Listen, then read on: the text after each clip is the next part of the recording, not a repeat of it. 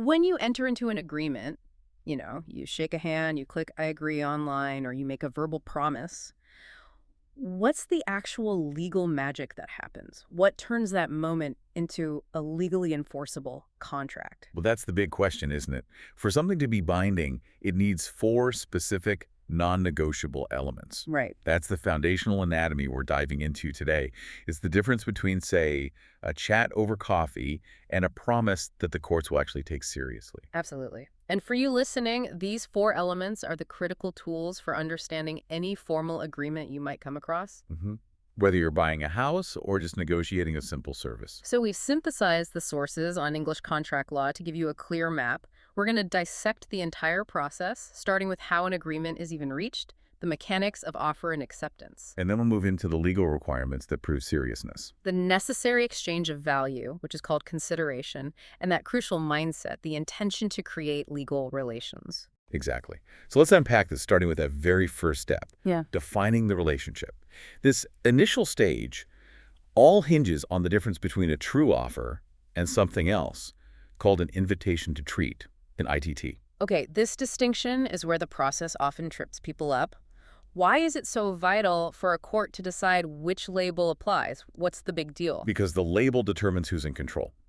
An offer is a clear statement of terms made with the intent that it becomes legally binding the moment the other party accepts. So you're putting yourself out there ready to be bound. Precisely. You're demonstrating a clear intent to be bound immediately.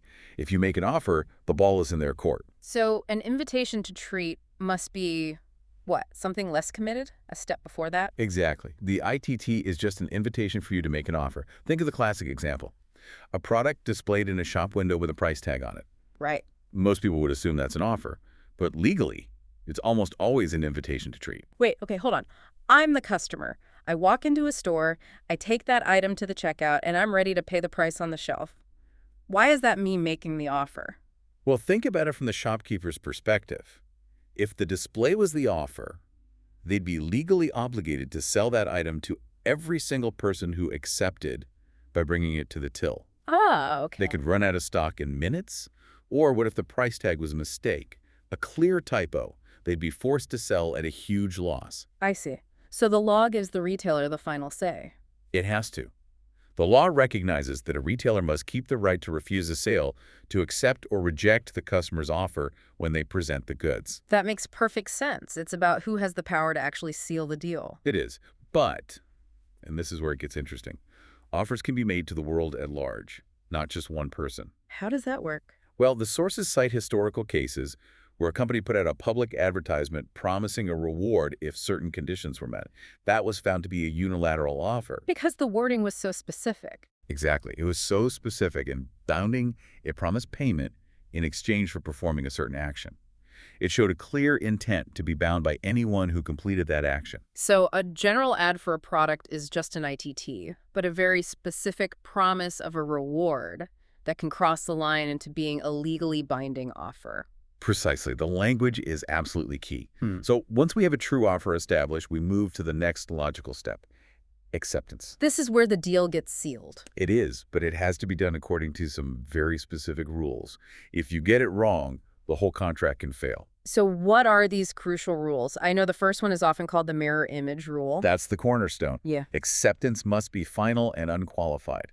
It has to mirror the terms of the original offer. Exactly. No changes at all. None. If you try to change the terms, even slightly, you are no longer accepting. Okay, so give me an example. If you offer to sell me your vintage record player for 200 pounds, and I reply, I accept, but only if you throw in that jazz album that was sitting next to it, what have I just done legally? You haven't accepted. You have made what's called a counteroffer. And this is where the implications are huge. A counteroffer legally destroys or kills the original offer. It kills it completely. Completely, it's gone. So if you then say, no, I'm not including the album, I can't then just turn around and say, fine, I'll take it for the original 200 pounds. I've lost my chance. You may have, yes. Yeah. If the seller has moved on or just doesn't want to sell to you anymore, the deal is dead. Your counteroffer wiped their original offer off the table. That is a massive risk. You could torpedo a deal just by trying to get a slightly better term. People do it all the time without realizing the legal effect. It highlights the gravity of changing even one small detail. Okay, so once we have that perfect mirror image acceptance, what's the second rule? Something about communication. You can't just silently agree in your head. No, you can't. Communication is vital. The acceptance must typically be communicated to the offerer. They need to know the deal is done. And this must get really complicated in the digital age. If I send an acceptance by email, when does it count? The moment I hit send or the moment you actually read it?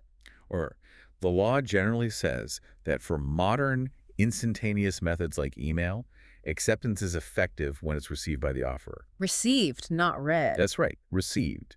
So the moment it lands in their inbox and they could reasonably be expected to access it, even if they haven't personally opened that email yet. That's a key distinction for anyone running a business because it changes the timeline of when a contract is actually formed. It does. Now let's assume we have a clear offer and a clean acceptance. We have agreement. But that's only half the battle.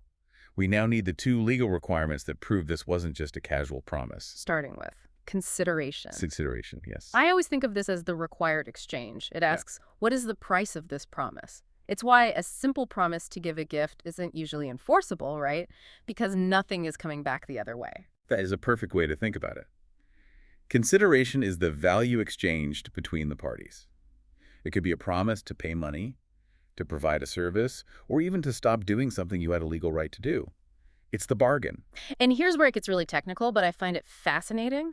The sources are so clear on this critical distinction. Consideration must be sufficient, but it does not need to be adequate. Mhm. Let's break down why the courts care so much about one of those words and completely ignore the other.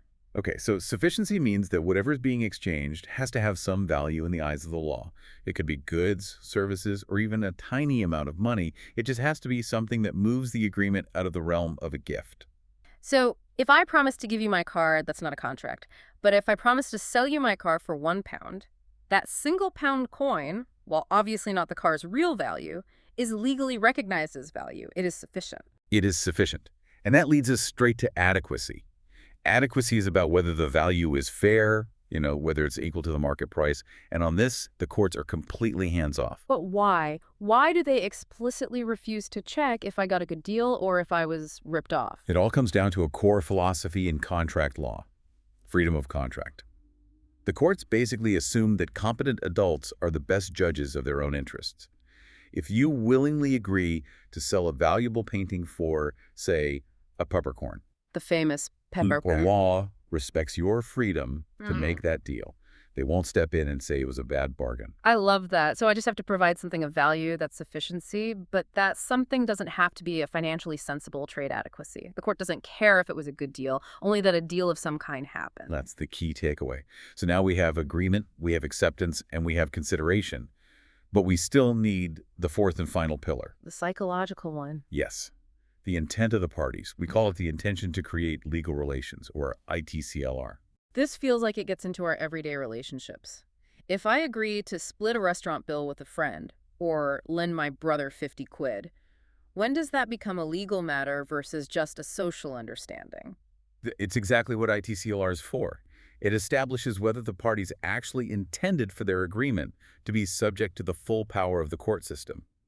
And the law uses two powerful presumptions to help figure this out based on the context. Let's start with the easy one. If two businesses sign a supply agreement, I'm guessing the law presumes they do intend to be legally bound. Absolutely. Agreements made in a commercial context are presumed to have ITCLR. If a business later tries to argue, oh, we didn't mean for that signed contract to be serious, they have a very, very high hurdle to overcome. Commercial parties are expected to mean what they say. Okay, now for the harder one. Domestic and social agreements. Right.